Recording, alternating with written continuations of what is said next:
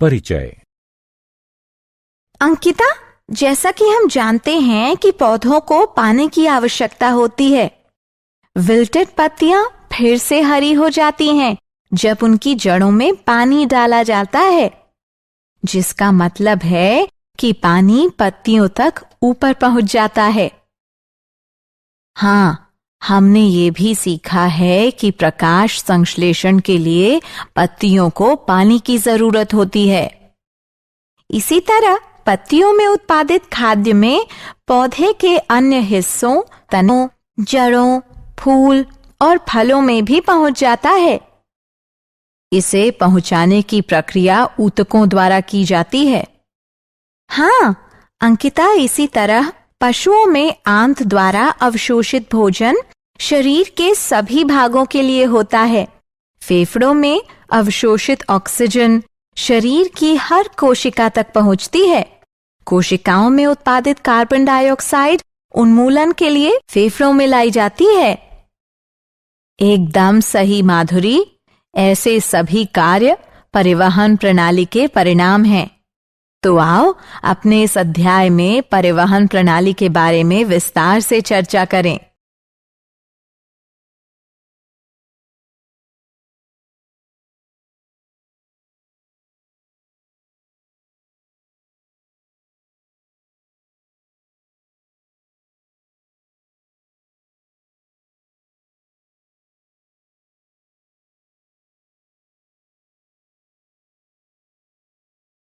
उद्देश्य।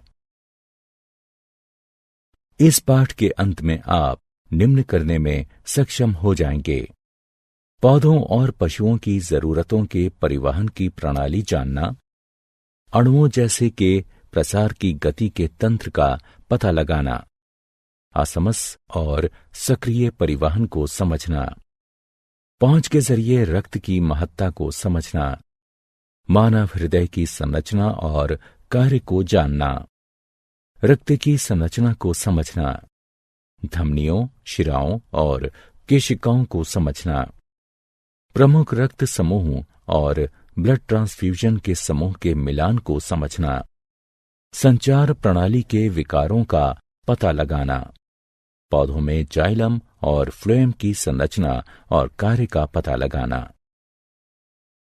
अणुओं की गतियों के लिए तंत्र, अणुओं की गति कोशिका के अंदर या बाहर उसे संक्रमित करती है।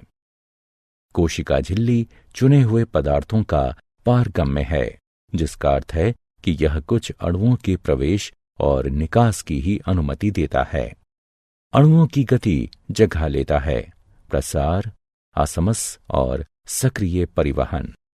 प्रसार कणों या अणुओं की गति है जो एक क्षेत्र से अपनी उच्च एकाग्रता के एक क्षेत्र के लिए कम एकाग्रता को पहुंचाती है। उदाहरणार्थ, श्वसन के दौरान फेफड़ों में ऑक्सीजन भरी हवा उच्च रक्त नलिकाओं में एकाग्रता से चलती हैं, जो उनमें ऑक्सीजन की कम एकाग्रता के होने पर गतिशील होती हैं। असमस एक गति होती है जिसमें पानी के अणु एक क्षेत्र से ज्यादा पानी के अणुओं के क्षेत्र में कम पानी के अणु वाले क्षेत्र में पहुंच जाते हैं, जब उनको सेमी परमिबिल मेम्ब्रेन से अलग किया जाता है। सेमी परमिबिल मेम्ब्रेन का अर्थ एक मेम्ब्रेन यानी झिल्ली से है, जो कुछ अणुओं जैसे पानी के अणु के माध्यम से गुजारते हैं, लेकिन कुछ अन्य बड़े अणुओं के लिए नहीं। प्रसार या असमस के दौरान कोई ऊर्जा खर्च नहीं होती है। सक्रिय परिवहन अणुओं की गति होती है जो एकाग्रता ढाल के खिलाफ होते हैं, जो ऐसे क्षेत्र से जहां पर एक क्षेत्र से दूसरे क्षेत्र में उच्च एकाग्रता वाली जगह पर पहुंचाता है। सक्रिय परिवहन में ऊर्जा की आवश्यकता होती है।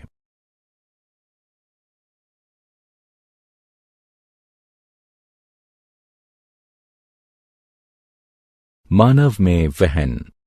अधिकतर पशुओं के शरीर में पदार्थ को रक्त के जरिए एक भाग से दूसरे भाग में ले जाया जाता है। इस प्रकार रक्त परिवहन के लिए ऊतक है और पूरे शरीर में पहुंचता है। रक्त पोषक तत्वों श्वसन गैसों, हार्मोन्स और बेकार सामग्री को शरीर के एक अंग से दूसरे में पहुंचाता है। संचार प्रणाली में अंग जो रक्त बनाकर पूरे शरीर में प्रसारित होते हैं, मानव संचार प्रणाली में शामिल होते हैं। केंद्र में स्थित मस्कुलर पंप, जिसे हृदय कहा जाता है, और रक्त वाहिकाएं जो ट्यूब संरचनाओं की तरह हृदय से जोड़ती हैं। रक्त वाहिकाएं 3 प्रकार की होती हैं। धमनियां, ये रक्त को हृदय से शरीर के विभिन्न भागों में पहुंचाती हैं। नसें, ये रक्त को शरीर के विभिन्न हिस्सों से हृदय तक पहुंचाती हैं। केशिका, ये धमनी और नस के बीच शिरा होती है। केशिकाएं रक्त और ऊतकों के बीच सामग्री को आदान प्रदान करने की अनुमति देती हैं।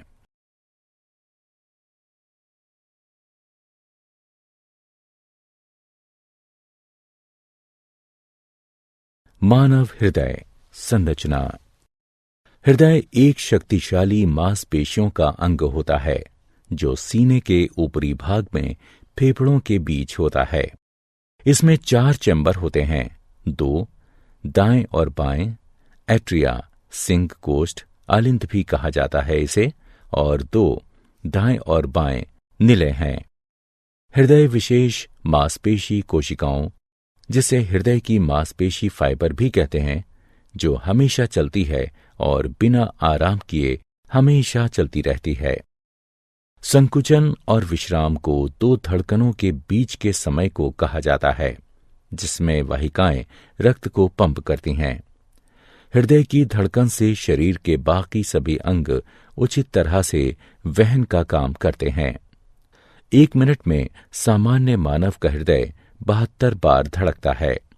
हृदय की धड़कन में असामान्यताओं का पता लगाने के लिए ईसीजी या इलेक्ट्रोकार्डियोग्राफी करवाते हैं।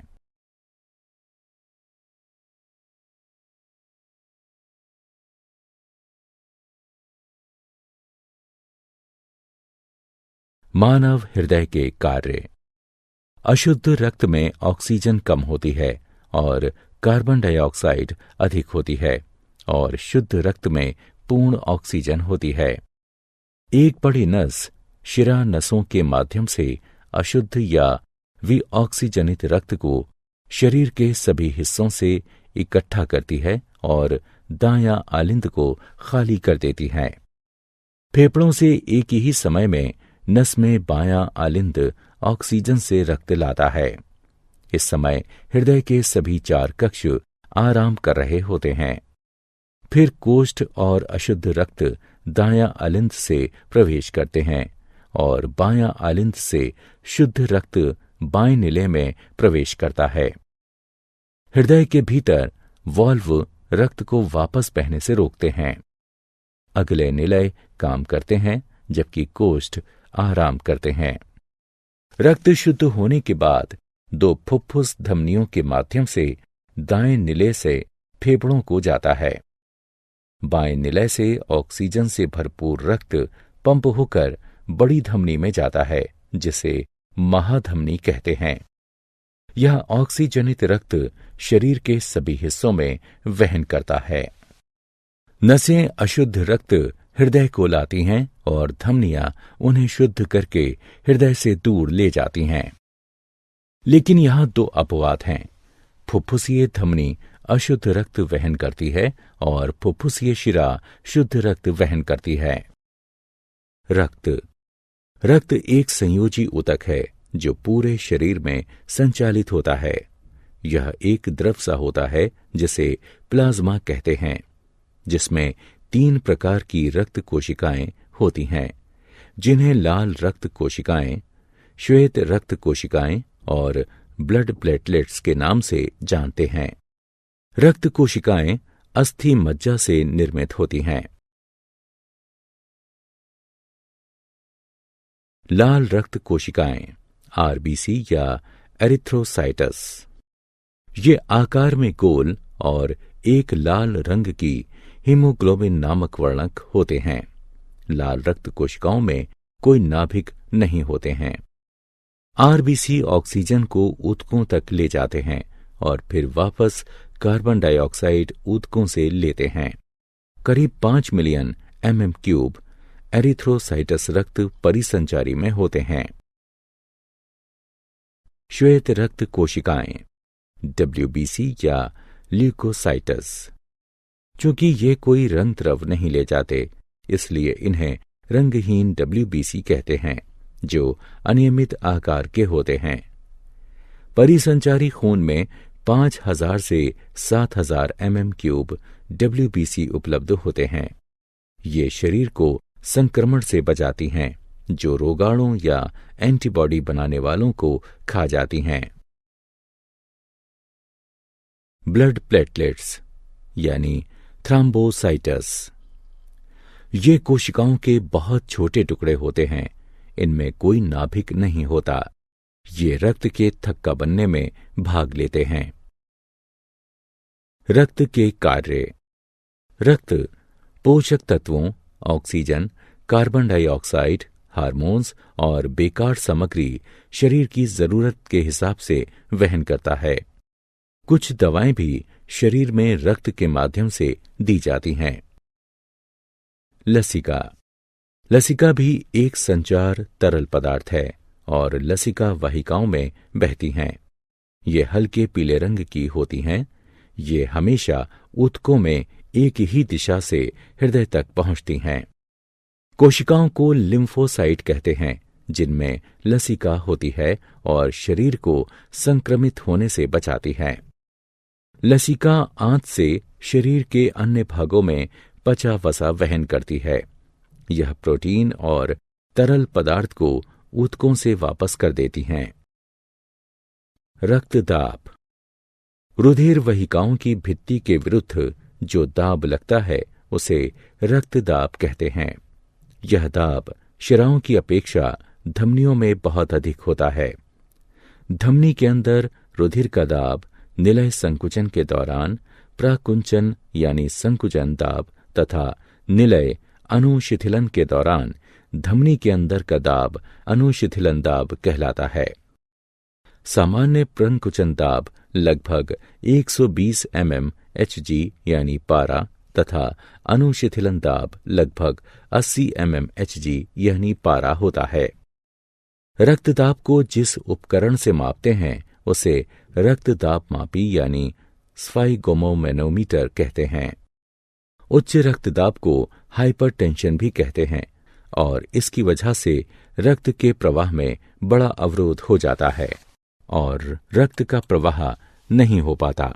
इससे एक धमनी और आंतरिक रक्तस्राव का खतरा हो सकता है। संचार प्रणाली से संबंधित विकार। हृदयाघात जैसे अन्य अंगों, हृदय को भी भोजन और ऑक्सीजन की आवश्यकता होती है। जब हृदय को आपूर्ति करने वाली धमनियां मोटी हो जाती हैं या ज्यादा वसायुक्त भोजन की वजह से हृदय की मांसपेशी कोशिकाएं पर्याप्त धड़कन को हासिल नहीं कर पाती, हृदयाघात तब होता है जब ईसीजी असामान्य हो और इसके उपचार के तरीके हैं। रक्ताल्पता।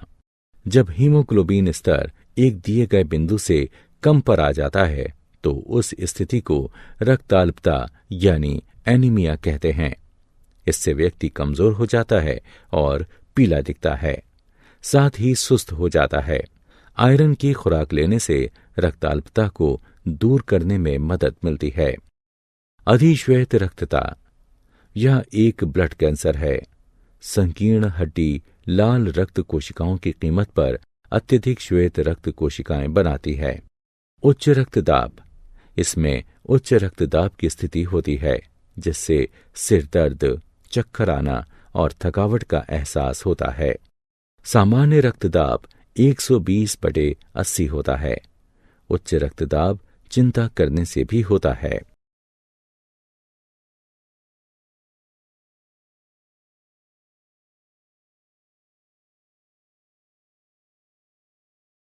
पादपों में परिवहन। पानी का परिवहन पादपों की जड़ों को पानी और खनिज मृदा से हासिल होता है। हमने पहले भी सीखा है कि पानी जड़ों से पत्तियों को ऊतकों, जाइलम और फ्लोएम द्वारा प्रकाश संश्लेषण की क्रिया से उनकी आवश्यकता की पूर्ति करता है। ट्रेकीट और वाहिकाओं, जो जाइलम की निर्जीव कोशिकाएं होती हैं, पानी को जड़ से लेकर मृदा से पत्तियों तक पहुंचाती हैं। खाद्य सामग्री का परिवहन पादप के अन्य भागों में पत्तियों से पहुंचता है, उसे ट्रांसलोकेशन कहते हैं। यह सामग्री फल, स्टेम या जड़ों में संग्रहित की जा सकती है। जल का परिवहन। पानी और खनिजों को जब ऊंचाई की ओर गुरुत्वाकर्षण के विरुद्ध चढ़ाना होता है तो ऐसा वाष्पोत्सर्जन के द्वारा होता है।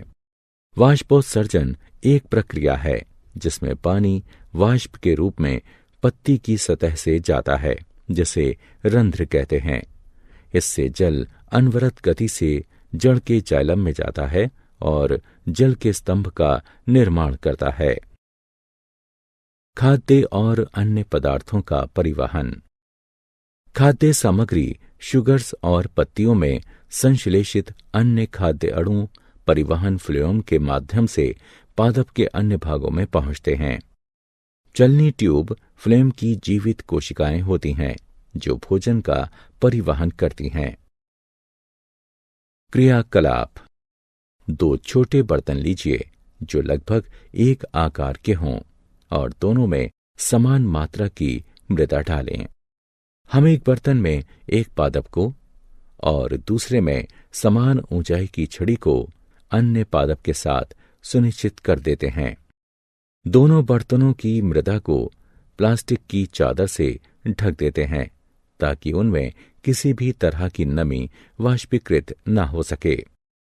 दोनों को ढकने के बाद एक में पादप और दूसरे में छड़ी के साथ पादप रखते हैं और फिर दोनों को आधे घंटे के लिए सूर्य की रोशनी में रख देते हैं। पादप वाले बर्तन में पानी की छोटी छोटी बूंदें प्लास्टिक की चादर के अंदर दिखती हैं। ऐसा पत्तियों के पानी और वाष्पोत्सर्जन की ढुलाई के कारण होता है।